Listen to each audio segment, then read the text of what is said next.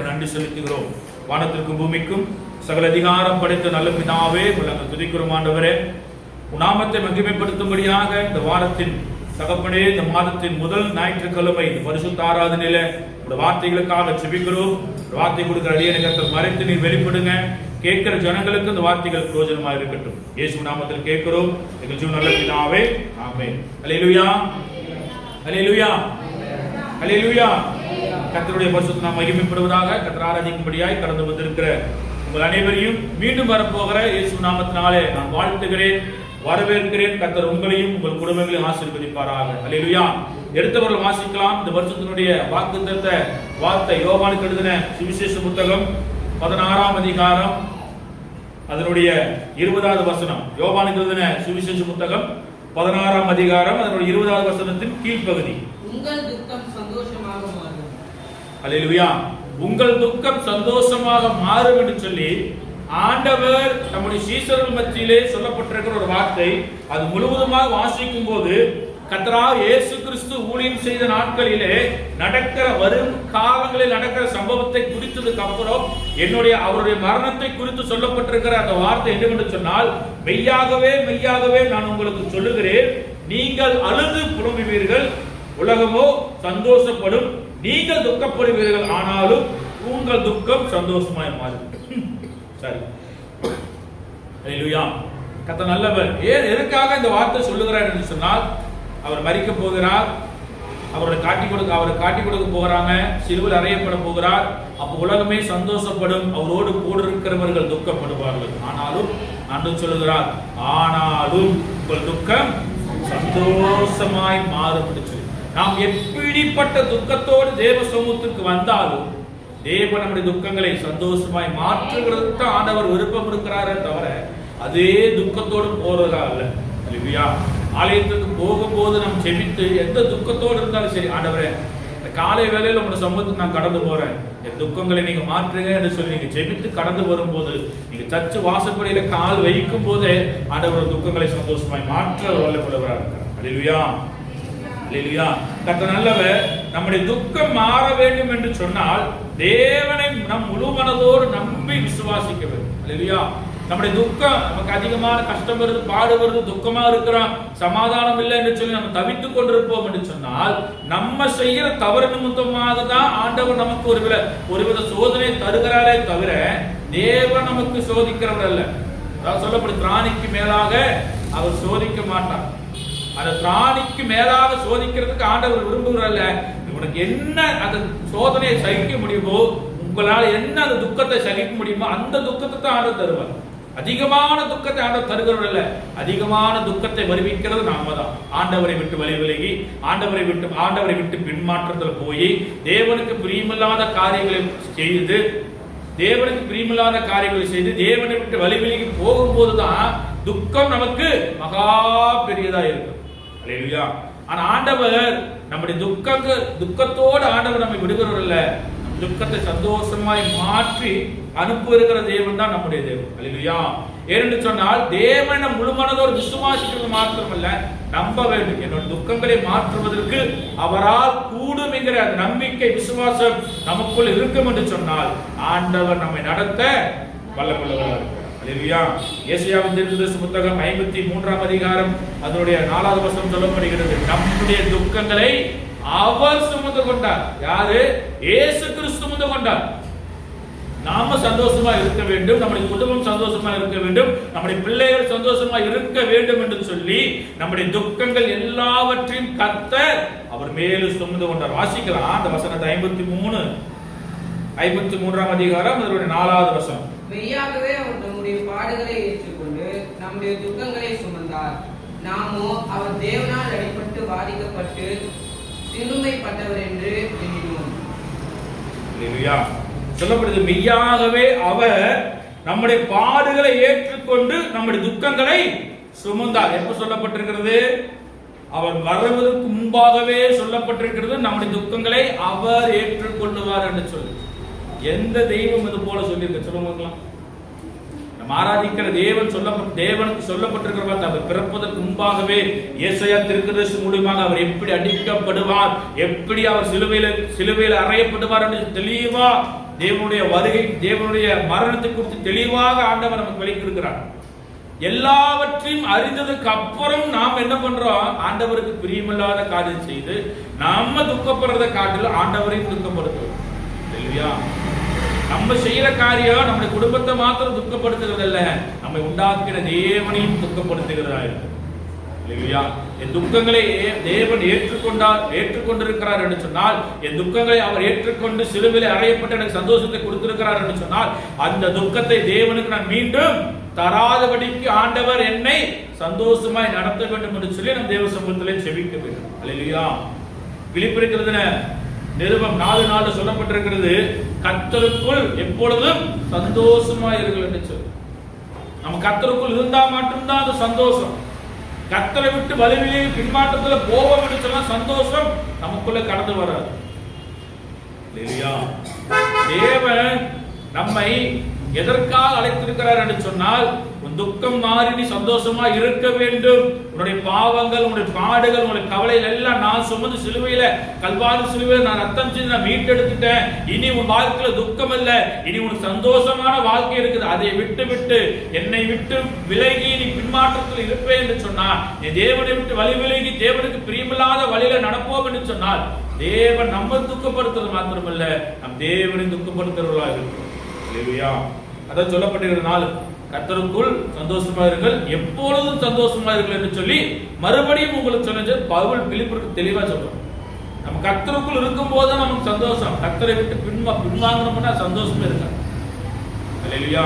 என்னுடைய வாழ்க்கையில நான் தேவனை விட்டு பின்வாங்கின போது என் வாழ்க்கையில் துக்கம் தான். நான் ஊழியத்துக்கு வராம, தேவனுடைய வார்த்தைக்கு கீழ்ப்படியாம, உலகத்தின் ஆசைகளை விரும்பி நான் வேலைக்கு போய் சம்பாதிக்க ஆரம்பிக்கும் போது அந்த சந்தோஷம் அந்த கொஞ்ச நேரம் தான். சம்பாதிக்க காசை பார்க்கும்போது கொஞ்ச நேரம் தான். ஆனா அதுக்கப்புறம் சந்தோஷம் இல்லை, துக்கம் தான். 4 திசைகள் அடைக்கப்பட்டு மறிக்கலாம் என்று சொல்லி நினைத்த போது ஆண்டவர் மீண்டும் என்னை தெரிந்து கொண்டார். இல்லையா? நான் ஆண்டவரை துக்கப்படுத்தின நாட்களில, ஆண்டவரை துக்கப்படுத்தி தேவனுக்கு பிரியமில்லாத செய்த நாட்களிலும் ஆண்டவர் என்னை தேடி வந்து மீட்டெடுத்தார். இல்லையா? ஏன் இவ்வளவு வைராக்கியமா பேசுறேன்? ஆண்டவர் எனக்கு செய்த நன்மைகளை சொல்லிதான் பேசுறேன். ஏனென்று சொன்னா, நான் விக்கிரகத்தை வணங்கி, விக்கிரகத்தை ஆராதித்து, விக்கிரகத்தின் அந்த மிருகத்தின் ரத்தத்தை குடித்து குடும்பத்தில் இருந்த ஆண்டவர் என்னை முன்குறித்து அவருடைய ஊழியக்காரன் நிறுத்தியிருக்கிறார் என்று சொன்னால், என்னுடைய துக்கத்தை ஆண்டவர் சந்தோஷமாய் மாற்றியிருக்கிறார். இல்லையா? அந்த நாட்கள் இருந்த சந்தோஷத்தை பார்க்கலும் இந்த நாளிலே தேவன் அதிகமான சந்தோஷத்தை கர்த்தர் தந்திருக்கிறார். இல்லையா? கர்த்தர் ஒரு 3 பேரை நம்ம பார்த்து அவர்கள் இருந்த துக்கத்தை ஆண்டவர் எப்படி மாற்றினார் என்று சொல்லி நம் தியானித்து இந்த காலை வேளையில தேவநாமத்தை மகிமைப்படுத்துவோம். கர்த்தர் நம்முடைய துக்கங்களை சந்தோஷமாய் மாற்ற வல்லமை உள்ளவராக இருக்கிறார். அல்லேலூயா. 1 நாளாகமத்தின் புஸ்தகம் 4ஆம் அதிகாரம், 1 நாளாகமத்தின் புஸ்தகம் 4ஆம் அதிகாரம், அதனுடைய 9-10 வசனங்கள், 2 வசனம் தான். யாப்பேசு குறித்து அங்கு சொல்லப்பட்டிருக்கிறது. யாப்பேசு என்று சொன்னால் துக்கத்தின் மகன் என்று பொருள். அவனுடைய தாயார் சொல்றான், நான் துக்கத்தோடு பெற்றேன் என்று சொல்லி அவனுக்கு யாப்பேஸ் என்று தாயார் பெயர் வாசிக்கும் போது 9வது வசனம், யாப்பேஸ் தன் சகோதரரை பார்க்கிலும் கனம் பெற்றவனாய் இருந்தான். அவன் தாய், நான் துக்கத்தோடு அவனை பெற்றேன் என்று சொல்லி அவனுக்கு யாப்பேஸ் என்று பெயரிட்டான். தாயார், ஒரு தாய் மகனுக்கு பேர் இருக்கிற பாருங்க, துக்கத்தின் மகன் என்று சொல்லி. இல்லையா? யாராவது போல பேர் வைப்பாங்க? சந்தோஷமா இருக்கிறது, குழந்தை வந்து சந்தோஷமா இருக்கிறேன், சந்தோஷ் அப்படின்னு பேர் வைப்பாங்க. இல்ல நல்ல பேரு கவின் அப்படின்னு சொல்லி பேர் வைப்பாங்க. நம்ம பைபிள்ல பார்த்தோம்னா ஆபிரகாம், ஈசாக்கு, யாக்கோபு, யோசேப்பு இப்படித்தான் பேர் வைப்பாங்க. தாவீது அதிகமா வைக்கிறது தாவீது. பசங்க பிறந்தா சாமுவேல். எனக்கு நான் ரட்சிக்கப்பட்ட புதுசுல யாரு கேட்டாலும் பசங்க பேரு கேட்டா சாம்பல். நான் என்னடா சாம்பல் போது அதுக்கப்புறம் தான் நான் வாசித்தேன். அண்ணாள் குழந்தையை பெற்ற போது, அண்ணாளுக்கு முதல்ல குழந்தை கொடுக்கும் போது சாம்பல் எனக்கு அந்த பேரு தான் எல்லாத்துக்கும் வந்தது. வாக்க ஆண்டவர் தீர்க்கதரிசி உருவாக்குறவர். இல்லையா? சொல்றேன்னா, இங்க யாப்பேசனுடைய தாயார் என்ன, அவனுக்கு துக்கத்தின் மகன் என்று சொல்லி, அவன் எப்பேற்பட்ட துக்கத்தில் இருந்தாங்க தெரியல. ஆனா அதுக்கு முன்னாடி இருக்கிற அந்த வார்த்தையை வாசிக்கும் போது, யாப்பே தன் சகோதரி பார்க்கிலும் கனம் பெற்றவனா இருந்தான். கனம் பெற்ற தன் சகோதரர் மத்தியில் அவன் கனம் பெறதுக்கு காரணம் என்னவென்று சொன்னால், கீழே வசனம் வாசிக்கும் போது 10வது வசனம் வாசிக்கும் போது, யாப்பேஸ் இஸ்ரவேலின் தேவனை நோக்கி, என் தாயார் என்னை துக்கத்தோடு பெற்றதெல்லாம் உண்மைதான், நான் சகோதரர் அவன் கனம் பெற வேண்டும் என்று சொன்னால், என்னுடைய துக்கம் மாறி நான் சந்தோஷமா இருக்க வேண்டும் என்று சொன்னால், என் துக்கத்தை மாற்றுவதற்கு ஒருவர் உண்டு என்று சொல்லி அவன் விசுவாசித்தான். யார் என்று சொன்னால் ஆண்டவர். அவன் தேவனை நோக்கி, தேவரீர் என்னை ஆசீர்வதித்து என் எல்லையை பெரிதாக்கும் என்று சொல்லி. இல்லையா? அவன் சகோதரரிடத்தில் கனம் பெறுவதற்கு முதலாவது காரணம் அவன் தேவனை முழு மனதோடு தேடினான். இல்லையா? என் தாயார் எனக்கு துக்கத்தின் மகன் என்று பேருத்தான் பரவாயில்ல, அந்த பேரோடு நான் துக்கத்தோடு இருக்கணும் என்று சொல்ல, என் துக்கத்தை சந்தோஷமாய் மாற்றுகிறதுக்கு ஒருவர் உண்டு என்று சொல்லி யாப்பேஸ் அறிந்த நிமித்தமாக அவன் கர்த்தரை தேடினான், முழு மனதோடு தேடினான். கர்த்தரிடத்தில் சொல்றான், இஸ்ரவேலின் தேவனை நோக்கி, தேவரீர் என்னை ஆசீர்வதித்து என் எல்லையை பெரிதாக்கி உமது கரம் என்னோடு இருந்து. எப்படி சொல்றாரு? என்னை ஆசீர்வதிங்க, என் எல்லையை பெரிதாக்குங்க, உம்முடைய கரம் என்னோடு இருக்கணும் என்று சொல்லி. இல்லையா? இந்த காலை வேளையில் ஆண்டவர் சொல்கிறார், ஒரு ஜெபங்கள் எப்படிப்பட்டதா இருக்கு, ஒரு ஜெபங்கள் எப்படிப்பட்டதா இருக்குது. மத்தியில் சொல்லும் நாளை தினத்தை குறித்து கவலைப்படாதிருங்கள், அதனது தேவைகளை ஆண்டவர் அதனது காலத்திலே நம்ம செய்து முடிக்க வல்லமுள்ளவராக. இங்க யாப்பேஸ் சொல்றாரு, ஆண்டவரிடத்துல உமது கரம் என்னோடு இருந்து, ஆண்டவரே உங்க கரம் என் கூட இருக்குன்னு சொன்னா, அடுத்த வசனம் அடுத்த பகுதி வாசிக்கும் போது, தீங்கு என்னை துக்கப்படுத்தாதபடிக்கு அதற்கு என்னை விலக்கி காத்தவர். அல்லேலூயா! எப்படிப்பட்ட வசனம் பாருங்க. யாப்பேஸ் சொல்றாரு, ஆண்டவரே உங்களுடைய கரம் என் கூட இருக்குது, அதனால தீங்கு என்னை துக்கப்படுத்தக்கூடாது, எனக்கு ஒரு தீங்கு வரக்கூடாது, தீங்கு வந்து நான் துக்கத்தோடு இருக்கக்கூடாது, நான் உண்மை நம்பி இருக்கிறேன், நான் உண்மை நம்பி வந்திருக்கிறேன், நான் சந்தோஷமா இருக்க வேண்டும், என் குடும்பம் சந்தோஷமா இருக்க வேண்டும், என் பிள்ளைகள் சந்தோஷமா இருக்க வேண்டும் என்று சொல்லி அவன் தேவனை நம்பி வந்தான். அதற்கு துக்கம் என்னை துக்கப்படுத்தாதபடிக்கு அதற்கு என்னை விலக்கி காத்தலும் என்று சொல்லி தேவ சமூகத்தில் வேண்டிக் கொண்டான். அல்லேலூயா! யாப்பேஸ் ஒரு விண்ணப்பத்தை வைக்கிறாரு. விண்ணப்பத்தை வைத்ததுக்கு அப்புறம் ஆண்டவருடைய பதில், அவன் வேண்டிக் கொண்டதை தேவன் அருளினார் என்று சொல்லி பார்க்கணும். என் தாயார் என்னை துக்கத்தோடு பெற்றதெல்லாம் சரி, ஆனா அதை பார்க்கிலும் என் துக்கத்தை சந்தோஷமாய் மாற்றுகிறதுக்கு ஒருவர் உண்டு. நான் தேவனை முழுமனதாய் நம்பி யாப்பேஸ் கடந்து வந்தான்.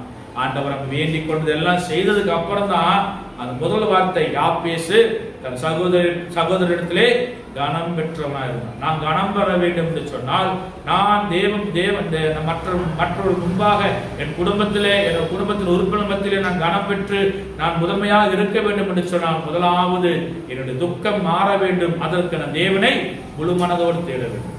அல்லேலூயா! என் துக்கம் சந்தோஷமாய் மாற வேண்டும் என்று சொன்னால் தேவனை முழு மனதோடு தேட வேண்டும். இப்படி அறகுறையா தேடுகிறவர் அல்ல, முழு மனதோடு நம்பி சரணடைஞ்ச காலில் விழுந்துரும். நீங்க தான் எனக்கு எல்லாம் என்கிற அந்த வார்த்தை சொல்லி நீங்க எழுதும் போது ஆண்டவர் அற்புதம் செய்ய வல்லமுள்ளவர். அவருடைய பெயர்ல ஒரு பட்டணம் உண்டான, யாப்பேஸ் பட்டணத்தார் கேட்டார்கள் என்று சொல்லி 1 நாளாகமம் 10ஆம் அதிகாரத்துல 11ஆம் வசனம் சொல்லப்பட்டிருக்கிறது.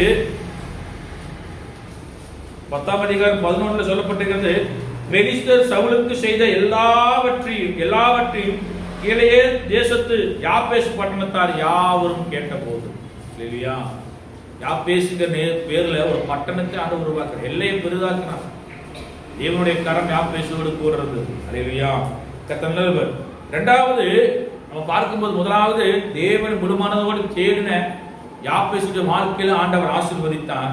இங்க தேவனுக்கு விரோதமாய் ஒரு வார்த்தையும் பேசல, ஆனாலும் அவருடைய துக்கம் எப்படிப்பட்டதா இருக்கிறான், மகா கொடிய துக்கம் வாசிக்கலாம். யோபின் புஸ்தகம் 2ஆம் அதிகாரம் அதனுடைய 13வது வசனம். யோபின் புஸ்தகம் 2ஆம் அதிகாரம் 13வது வசனம். வந்து அவன் துக்கம் மகா கொடிய துக்கம் என்று கண்டு ஒருவரும் அவனோடு ஒரு வார்த்தையும் பேசாமல் இரவு பகல் 7 நாள் அவனோடு கூட தரையில உட்கார்ந்திருந்தார்கள் என்று சொல்லி பார்க்கிறோம். யார் என்று சொன்னால், யோபுவின் சகோதரர்கள் சிநேகிதர்கள் கடந்து வருகிறார்கள். யோபுவின் சிநேகிதர்கள் கடந்து வராங்க. கடந்து வந்த போது யோபுவை பார்க்கிறாங்க. யோபுவை பார்த்த போது, யோபுவை கண்ட அவர்களுக்கு துக்கம் மகா கொடிதம். வாசிக்கும் போது அவன் துக்கம் மகா கொடிய துக்கம் என்று சொல்லி அவன் சிநேகிதர்கள் கண்டார். எப்படிப்பட்ட துக்கம் என்று சொன்னால் தனக்கு உண்டான எல்லாம் அழிந்து போனது. அவர் அதுக்கு முன்பாடி யோபு குறித்து பார்க்கும்போது ஆண்டவர் கொடுக்கிற ஒரு சாட்சி, நம்முடைய வாழ்க்கையில ஆண்டவர் நமக்கு சாட்சி கொடுக்கும்படி உத்தமனும் நீதிமானும் சன்மார்க்கனும் தேவனுக்கு பயந்து பொல்லாப்புக்கு விலகரமாய் இருக்கிற என் தாசனாக யோபின் மேல் கவனம் வைத்தாயோ என்று சொல்லி தேவன் யார் இடத்துல கேட்கிறாரா? சாத்தான் இடத்துல கேட்கிறார். வாசிக்கலாம், அதனுடைய 8வது வசனம், யோபின் புஸ்தகம் 1ஆம் அதிகாரம் அதனுடைய 8வது வசனம் 7-8 வாசிக்கும் போது,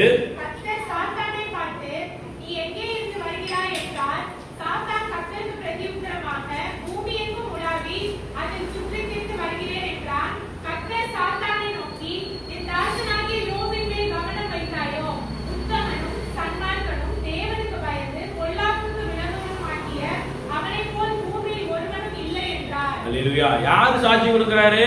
ஆண்டவர் சாட்சி கொடுக்கிறார். யாருக்கு? யோபுக்கு. ஆண்டவர் சொல்றார், உத்தமனும் சன்மார்க்கனும் தேவனுக்கு பயந்து பொல்லாப்புக்கு விலகுறமாய் இருக்கிற என் தாசனாக யோபின் மேல் கவனம் வைத்தாயோ என்று. ஒவ்வொருவரும் இல்ல பூமியில.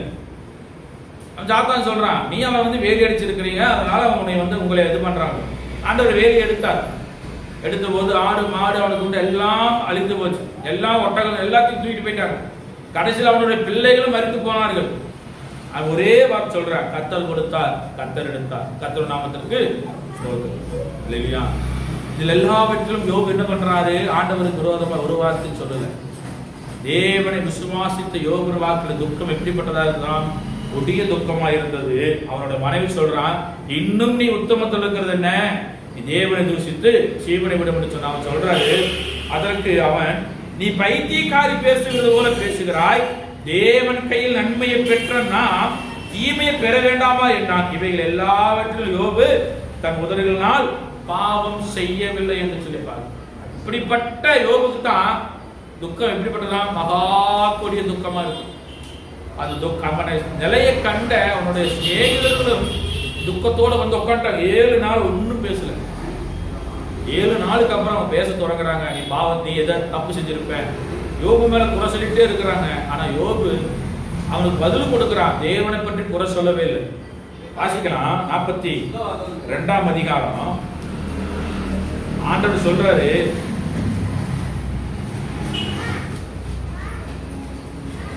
யோபுடைய துக்கம் இந்த இடத்துல சந்தோஷமாய் மாறுகிறதுக்கு காரணம் என்னவென்று சொன்னால், யோபு தன் சிநேகிதருக்காக வேண்டுதல் செய்த போது கர்த்தர் அவன் சிறையிருப்பை மாற்றினார் என்று சொல்லி பார்க்கிறோம். இதெல்லாம் கேட்டதுக்கு அப்புறம் ஆண்டவர் சொல்றாரு, நீங்க தேவனுக்கு, அதாவது நீங்க என்ன யோபு, ஆண்டவர் சொல்றாரு, யோபு போல நீங்க நிதானமா பேசல, எனக்கு குறித்து நீங்க நிதானமா பேசலன்னு சொல்லி ஆண்டவர் சொல்றாரு. அதுல 8வது வசனத்துல கீழ்ப்பகுதி, யோபு என் தாசனாகி யோபு பேசுனது போல் நீங்கள் என்னை குறித்து நிதானமாய் பேசவில்லை என்றார். யோபு நிதானமா பேசுறார். நிதானமா பேசுனது போது கூட பாவம் செய்யல, துக்கத்தோட தான் இருக்கிறான். கொடிய பருக்கள் சொரண்டிட்டு ஓட்டெடுத்து சொரண்டிட்டு இருக்கிறார். சாம்பலை போட்டிருக்காரு, சொரண்டிட்டு இருக்கிறார். ரத்தம் சீல் ஒழிஞ்சிட்டு இருக்குது. யோபுக்கு இருந்த அந்த கொடிய துக்கம் மகா பெரிய கொடிய துக்கமா இருந்துச்சு. ஆனா அந்த துக்கத்திலும் தன்னுடைய சிநேகிதர்களுக்காக யோபு வேண்டுதல் செய்யும். அல்லேலூயா.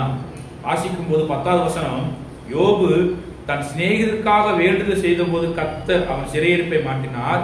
யோபுக்கு முன்னிருந்த எல்லாவற்றை பார்க்கலும் இரட்டத்தனையா கர்த்தர் அவனுக்கு தந்தெல்லாம். முன்பா இருந்ததை காட்டிலும் ஆண்டவர் பின்பாக கொடுத்த இரட்டிப்பான ஆசீர்வாதம், யோபுக்கு இரட்டிப்பான சந்தோஷத்தை துக்கத்திலிருந்து மாற்றி இரட்டிப்பான சந்தோஷத்தை ஆண்டவர் யோபுக்கு தந்தார் என்று சொல்லி பார்க்கிறோம். அல்லேலூயா.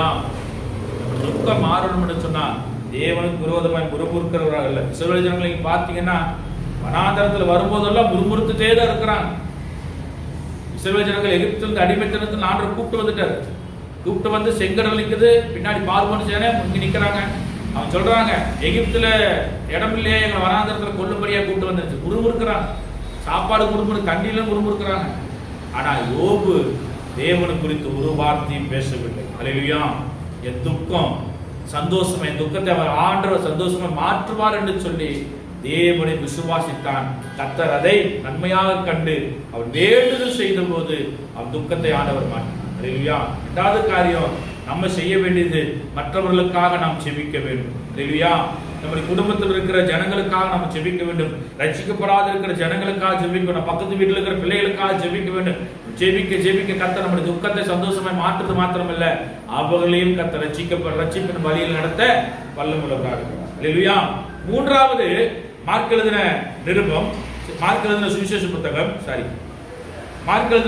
புத்தகம் 5ஆம் அதிகாரம் அதனுடைய 26வது வசனம் வாசிக்கும் போது, அநேக வைத்தியர்களால் மிகவும் வருத்தப்பட்டு தனக்கு உண்டானவில் எல்லாம் செலவழித்து சற்றாகிலும் குணமடையாமல் அதிக வருத்தப்படுகிற பொழுது ஆண்டவர் குறித்து கேள்விப்படுகிறார். யார் என்று சொன்னால் பெரும்பாடுள்ள ஸ்திரீ. பெரும்பாடுள்ள ஸ்திரீ இங்க மார்க் எழுதின சுவிசேஷ புத்தகம் 5ஆம் அதிகாரம் அதனுடைய 25வது வசனத்தில் வாசிக்கும் போது, அப்பொழுது 12 வருஷமாய் பெரும்பாடுள்ள ஸ்திரீ அநேக வைத்தியரால், பாருங்க, ஒன்னு ரெண்டு இல்ல, அநேக வைத்தியர். நமக்கு ஒரு காய்ச்சல் வந்தா மட்டும்தான் ஆண்டவரை தேடுவோம். நமக்கு ஒரு கஷ்டம்னு வந்தா தான் ஆண்டவரை தேடுவோம். இங்க பெரும்பாடுள்ள ஸ்திரீ அப்படித்தான். எப்படி? அநேக வைத்தியரால் தனக்கு உண்டான எல்லாம் செலவழித்து போது காசே இல்லை. அப்பேற்பட்ட சூழ்நிலை ஆண்டவர் குறித்து கேள்விப்படுகிறார். என்ன கேள்விப்படுகிறாரா? இயேசுவை குறித்து கேள்விப்பட்டு, நான் அவருடைய வஸ்திரத்தின் ஓரத்தை வஸ்திரமையால் தொட்டால் சொஸ்தமாவேன் என்று சொல்லி. ஆண்டவர் நேரில் பார்க்க கூட அவருக்கு விருப்பம் இல்லை. ஆண்டவரை நான் பார்க்கணுங்கிறது கூட அவர் விருப்பம் இல்லை. அவர் சொல்றார், அவர் வஸ்திரத்தை தொட்டா போதும். அல்லேலூயா. அவர் அதிகமான துக்கத்தோடு இருக்கிறார். 12 வருஷம் அந்த துக்கம் மாறல, வேதனை மாறல, கஷ்டம் மாறல. ஆனா அந்த 12 வருஷத்துக்கு அப்புறம் ஒரு வார்த்தையை கேள்விப்படுகிறார், இயேசுவை குறித்து கேள்விப்படுகிறார். அல்லேலூயா. நம்முடைய வாழ்க்கையிலும் நம்ம இயேசுவை குறித்து அநேக தரம் கேள்விப்பட்டிருப்போம். இயேசுவை குறித்து அநேக தரம் கேள்விப்பட்டு, இயேசுதான் மெய்யானவர் சொல்லி கேள்விப்பட்டிருப்போம். இருந்தாலும் நம்முடைய வாழ்க்கை அப்படித்தான் போவோம். போங்க, நம்ம பார்க்காத ஆண்டவரா, நம்ம பார்க்காத தெய்வமா அப்படின்னு சொல்லி அல்ல. 12 வருஷமா துக்கத்தோடு இருந்த அந்த ஸ்திரீ, அவர் சரீரத்தில் பற்ற வேதனை பார்க்கலும் பெரிய வேதனை இல்லை. பெரும்பாடுள்ள அந்த 12 வருஷம் பெரும்பாடுள்ள அந்த ஸ்திரீ இயேசுவை குறித்து கேள்விப்படுகிறார். அவர் வஸ்திரத்தை தொட்டா என்னுடைய துக்கம் மாறும், அவர் வஸ்திரம் தொட்டா என்னுடைய வியாதி மாறும், அவர் வஸ்திரம் தொட்டா நான் சுகமாகவே என்று சொல்லி அவள் சொல்லி கடந்து போறான். நடந்து சம்பவம் ஜன கூட்டத்துக்குள்ளே அவருக்கு பின்னாக வந்து அவர் வஸ்திரத்தை தொட்டார். அந்த கூட்டத்துல பாருங்க, அந்த கூட்டத்துல இயேசுவை கண்டுபிடிக்கிறார்.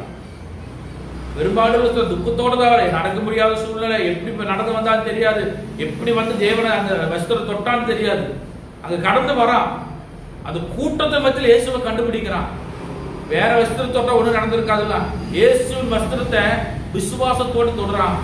தொட்ட உடனே அங்க நடந்த சம்பவம் வாசிக்கலாம். 29வது வசனத்தை வாசிக்கலாம்.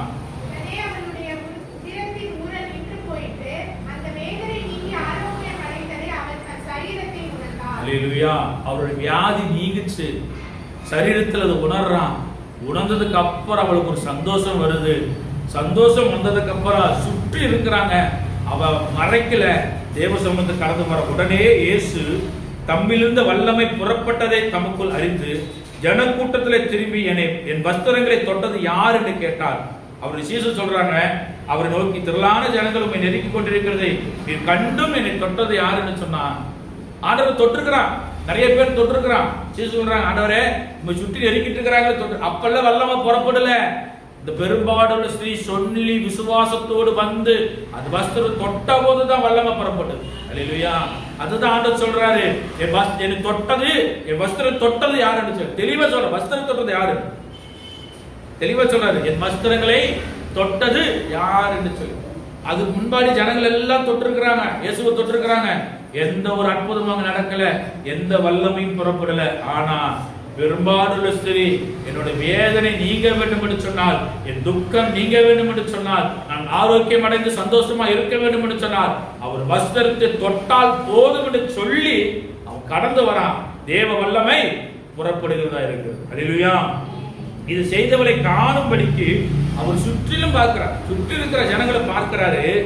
தன்னிடத்து சம்பவத்தை அறிந்த அந்த ஸ்திரீயானவள் பயந்து நடுங்கி அவர் முன்பாக வந்து விழுந்து உண்மையெல்லாம் அவருக்கு சொன்னாள்.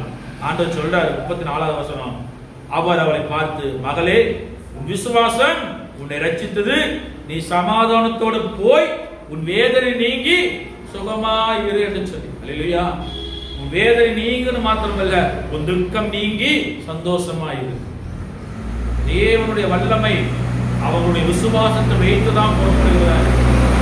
அந்த ஸ்ரீ சொன்ன வார்த்தையை சொல்லி போய் தொட்ட உடனே வல்லமை புறப்பட்டது மாத்திரம், வல்லமை புறப்பட்டு அவருடைய வியாதி அந்த உதரத்தின் ஊரல் நின்று போயிற்று. ஆரோக்கியம் அடைந்தால், சுகம் அடைந்தால், அவளுடைய துக்கத்தை ஆண்டவர் சந்தோஷமாய் மாற்றினார். அல்லேலூயா. இந்த காலை வேளையில் ஆண்டவர் சொல்றார், துக்கம் சந்தோஷமாய் மாற வேண்டும் என்று சொன்னால் முதலாவது கர்த்தருடைய சமூகத்திலே கர்த்தரை முழு மனதோடு தேட வேண்டும். யாப்பேசு கர்த்தரை நோக்கி விண்ணப்பம் பண்ணினான். இரண்டாவது, யோபுவுக்கு இருந்த துக்கத்தை பார்க்கல மனுஷனுக்கு எந்த ஒரு துக்கம் இருக்காது. பிள்ளைகள் மரித்து போன சூழ்நிலையிலும், மனைவி கைவிடப்பட்ட சூழ்நிலையிலும் கர்த்தரை யோபு கைவிடவில்லை. கர்த்தர் அவனை பாதுகாப்பார் என்கிற விசுவாசத்தோடு யோபு இருந்தார். இரட்டிப்பான ஆசீர்வதித்தார். அல்லேலூயா. வேண்டுதல் செய்தார், சிநேகிதர்களுக்காக வேண்டுதல் செய்தார். மூன்றாவது, விசுவாசத்தோடு வாயினால் அறிக்கையிட்டு கடந்து வந்து அற்புதத்தை பெற்றுக்கொண்டு வேதனை நீங்கி துக்கம் எல்லாம் மாறி சந்தோஷம் அடைந்தால் பெரும்பாலும். நம்ம அதே போல வாய் விட்டு அறிக்கை செய்ய வேண்டும். ஆண்டவரே, இந்த துக்கத்திலிருந்து என்னை மாற்றுங்க என்று சொல்லி நம்ம அறிக்கை செய்யும் போது ஆண்டவர் நமக்கு சந்தோஷத்தை தர வல்லமுள்ளவராக இருக்கிறார். அல்லேலூயா. தேவ சமூகத்தை தலையில் தாழ்த்தி நம்ம செபிப்போம். கேட்ட வார்த்தையின் பிரகாரமாக ஆண்டவர் நம்முடைய துக்கங்கள் எல்லாம் சந்தோஷமாய் மாற்றுவார். இந்த காலை வேளையில உங்களுக்கு எப்பேற்பட்ட வியாதியா இருந்தாலும் சரி, ஆண்டவர் சமூகத்தில் ஜெபிங்க. ஆண்டவரே, என் துக்கம், என்னுடைய வேதனை, என்னுடைய வியாதி மாறி நான் சந்தோஷம் அடைய வேண்டும். உங்கள் துக்கம் சந்தோஷமாய் மாறும் என்று சொன்ன தேவன் இந்த காலை வேளையில உங்களோட துக்கங்களை ஆண்டவர் சந்தோஷமாய் மாற்றுகிறார். இந்த வருஷத்துல கர்த்தர் சந்தோஷத்தின் ஆண்டை உங்களுக்கு தந்திருக்கிறார். நீங்க எதை குறித்து பயப்பட தேவையில்லை.